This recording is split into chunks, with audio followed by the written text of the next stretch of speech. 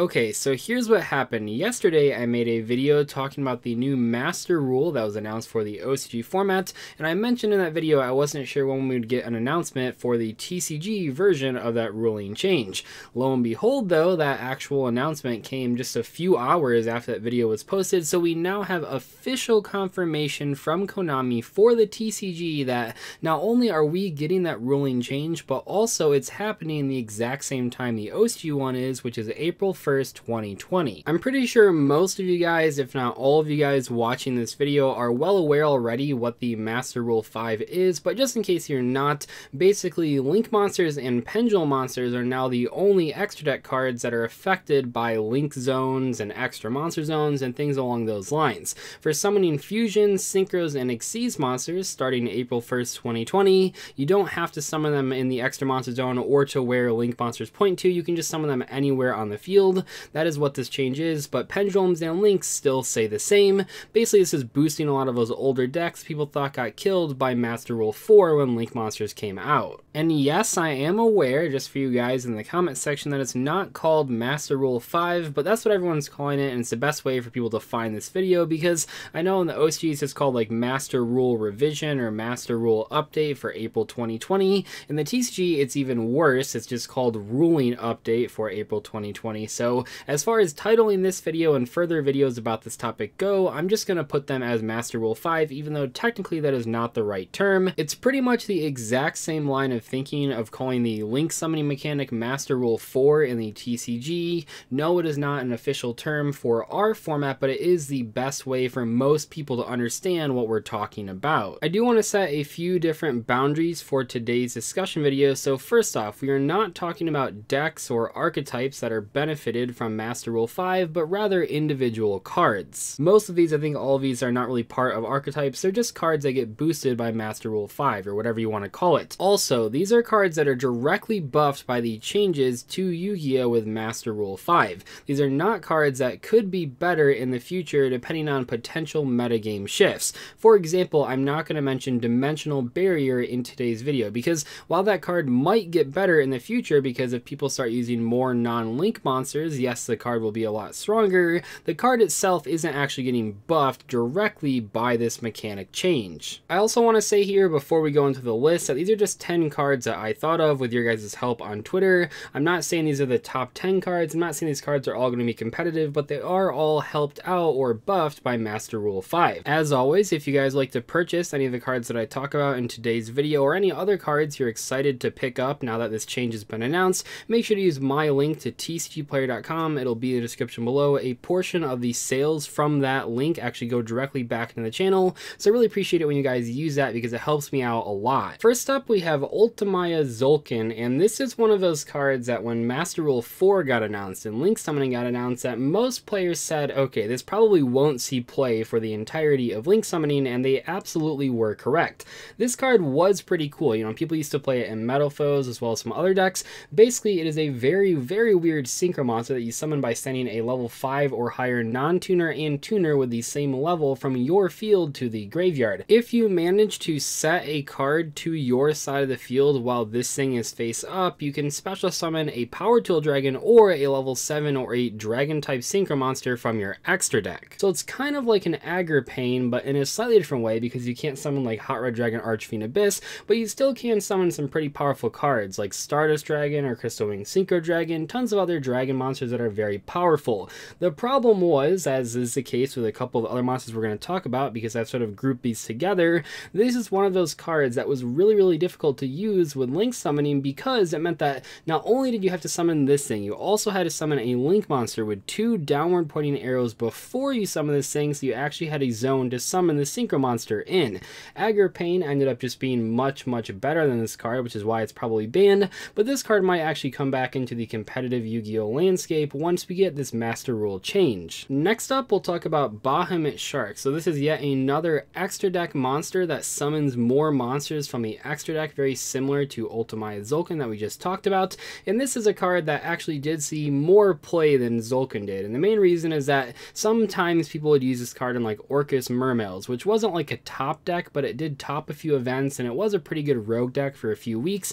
We don't really see that deck anymore. I mean, ever since Mermaid got banned, there really hasn't been been a huge reason to play it, but this card actually did see a tiny bit of success that's worth mentioning, but still, it is just not nearly as powerful under Master Rule 4 as it was when it first came out. The main thing you're trying to summon with this card is usually going to be totally awesome, a very powerful rank 2 monster that you can cheat out with Bahamut Shark, and in the past, several different rogue strategies like Heroes and Lightsworns and other decks, any deck playing multiple level 4 water monsters would take advantage of that combo. So now that combo is back, and some players that are playing Heroes might want to take advantage of it. I know the current modern hero deck has kind of gone in a different direction, but maybe with Bahamut Shark back at full strength under this new Master Rule change, we might once again see hero decks centered around water monsters like Bubble Man and Tin Goldfish actually a competent rogue strategy once again. Next up, we have number 93 Utopia Kaiser, and if this card was still only just a prize card, I probably wouldn't have included it in today's video, but it actually did receive a Battles of Legend Heroes Revenge reprint, so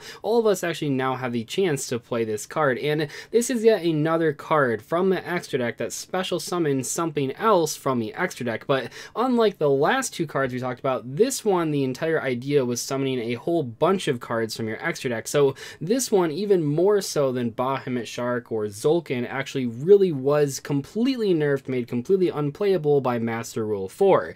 I can't say for certain if this card is now suddenly going to be super powerful, but it is cool that all of us common folk have a regular reprinted version of the card, so if you want to test it now that the Master Rule has sort of been changed back to when this card used to be a prize card, now you have your opportunity to actually do so. Goyo Defender, believe it or not, is the card that in my personal opinion was hurt the most directly by Master Rule 4.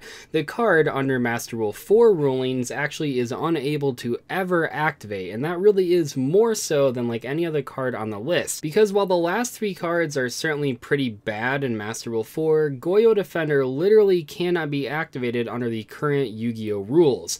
What does this card do? Well, it is a level 3 synchro monster that says, once per turn, if all monsters you control are Earth Warrior type synchro monsters, minimum 1, you can special summon Goyo Defender, just one copy from your extra deck. Now before Master Rule 4 actually hit the Yu-Gi-Oh TCG, you could play this card in a deck like Infernoids. Basically, if you could summon a level 3 synchro monster, which for that deck wasn't too difficult, you could then summon 2 more copies of Goyo Defender.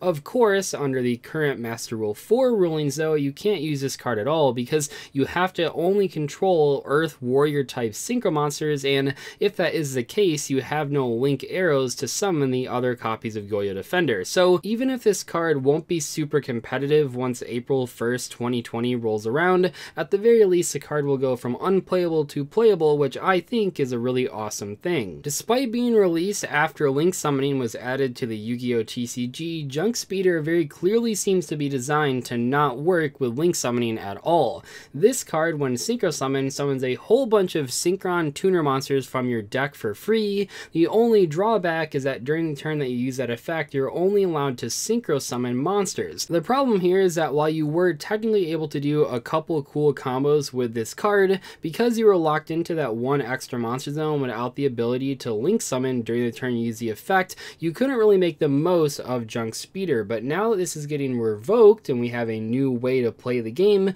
Junk Speeder is looking pretty darn cool. Now, I don't claim to know all the possible combos you can do with this card. It's only been a few days of Master Rule 5 being announced, but I think this card actually does have a ton of potential, like a truly huge amount of potential going forward. I think I said this when this card first came out a couple years ago in the Megatons as a promo, but any card released in Yu-Gi-Oh, even if the effect does not look that strong when it comes out, if the effect is a +5 in card advantage like this card is, even though it has a restriction, we have to take a second look at it, and I think that Junk Speeder might become the center point of a very aggressive and powerful synchro combo deck in the future, and I can't wait to see what people do with this card. And while not nearly as powerful, I do want to mention, and I will include it on this list, Red Rising Dragon, a card that we got very late imported into the TCG. So what does this card do? Well, it does a very similar thing, or has a very similar restriction to Junk Speeder, in that during the turn that you use its ability, which is pretty cool, you're not allowed to summon monsters from the extra deck other than Dark Dragon synchro monsters. This was like the card that people originally were making Hot Red Dragon Archfiend Abyss with, and even though it didn't see a lot of play in the TCG, now that you can freely summon Dark Dragon synchro monsters, multiple of them in the same turn without worrying about summoning a link monster first, I think this card might actually have some potential for the future once this Master Rule changes. The next category of cards are cards that by not having to put themselves in the extra monster zone no longer have that huge drawback. That might sound kind of complicated, but hear me out. So the first card is Super Polymerization. Now Super Polymerization is a very powerful card. It's currently being played in a lot of decks and pretty much has been ever since it got unbanned. However, one of the big drawbacks of Super Poly for any deck playing it is that you want to do Super Poly usually as the very first action to break your opponent's board and to get rid of their negations. The issue with this though is that the monster you summon actually goes in your extra monster zone, and if you want to get rid of it, yeah, you can link summon to get rid of it, I suppose, but in some cases you don't quite have the resources to not only get rid of the monster you summon, but also continue to link summon during that turn.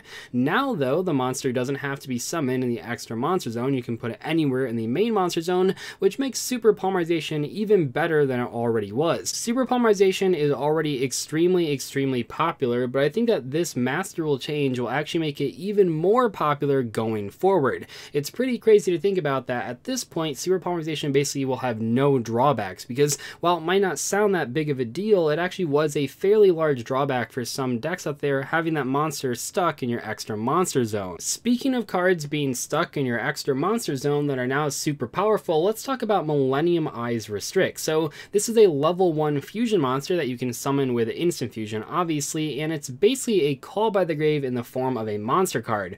It says once per turn when your opponent activates a monster effect, quick effect, you can target one effect monster your opponent controls or in their graveyard. So if they discarded the hand trap, you can target that hand trap, equip that target to this card you control. This card gains attack and defense equal to that of the equipped monsters. Monsters with that equipped monster's name cannot attack. Also, their effects on the field and their activated effects are negated. So this thing, like I said, is a Call by the Grave in the form of a monster card, and yes, this card actually did see some play. It saw a little bit of success, not a ton of it, but enough of it to mention it in today's video. The main issue though is that while you could leave it up in the extra monster zone at the start of your combo, once you needed to use that extra monster zone, you pretty much had to turn this thing into a Link Kribo, and then your opponent could just use the hand traps right there. Nowadays though, you can just summon this thing as the very first card, and while it can't stop something like Nibiru that doesn't discard itself, it can stop pretty much every other hand trap like Effect Filler or Ash Blossom or Ghost Ogre or any of those cards, and you don't have to worry about getting it locked into your extra monster zone anymore. I would pretty much expect every single combo deck playing Instant Fusion to be playing this card as well once April 1st rolls around. Maybe they don't have room for like 3 different Instant Fusion targets, you know, maybe they don't play Thousand Eyes Restrict anymore, but this card certainly seems very powerful under the new Master Rule. The final card that I want to talk about in terms of no longer locking you out of the extra monster zone with this new Master Rule is Waking the Dragon. Now I do want to say, while this card no longer locks you out of the extra monster zone, that most of the decks playing Waking the Dragon, I mean True Draco and Guru Control and Altergeist, they don't care about the extra monster zone that much. So I'm not going to say it's like the biggest deal, but it certainly is pretty cool to have. You know, if you're playing Altergeist, for example, and you summon Naturia Exterio when your opponent hits the Waking the Dragon when Twin Twisters, you now can continue your normal plays and make a Link Kribo or make a Hexia when you used to not be able to do so. I think that Waking the Dragon overall will stay pretty much the same as it always has been, but this is a slight benefit to a card that had a slight downside. I mean, there certainly are other benefits and downsides to Waking the Dragon, but being locked out of the extra monster zone was certainly a small downside that now we no longer have to worry about. And lastly, we sort of have a meme card, but still technically a card that is very much so helped by this new Master Rule change, Sophia, the Goddess of Rebirth. So what does this card do? Well, it says cannot be normal summon or set, must be special summon from your hand by banishing one face of Ritual, Fusion, Synchro, and Xyz monster from anywhere on the field, and cannot be special summoned by other ways. This card's special summon cannot be negated. When this card is special summoned, banish all other cards from both players' hands, fields, and graveyards. Cards and effects cannot be activated in response to this effect's activation. Admittedly, this card wasn't very good before Link Summoning, before Master Rule 4, but with those additions to the game, it made this already very difficult card basically impossible to use even in a casual setting. I really don't think that this new Master Rule change will make Sophia actually a competitively viable card even at a rogue level, but at the very least you can at least try to summon this card if you want to, like on Yu-Gi-Oh! Pro or Dueling Book. Anyway, I probably rambled on way too long. You know, I just had so much to talk about and I've probably cut a lot of it already, try to get this video less than 20 minutes. minutes, but there's just so much to talk about with Master Rule 5. It's all new and exciting, and it really feels like a totally different vibe than like when Master Rule 4 was announced, when people were just kind of like freaking out about the death of the game. Overall, I think most people really appreciate Konami reverting the changes that were made to Fusion, Synchros, and Xyz monsters with Master Rule 4, and I think people are pretty excited for April 1st, 2020, not just because of April Fool's Day, but because of this new Master Rule. Like I said at the beginning of this video, I'm going to do more discussions about Master Rule 5. I know I want to do a video about the opposite of this, so like 10 cards that were negatively affected by Master Rule 5. I also want to do a video talking positively and maybe negatively as well, if it goes well, about some decks that I feel either benefited or got nerfed by Master Rule 5. This is all very exciting right now, and I hope you guys enjoy this discussion. I'll catch you in the next video though. Goodbye.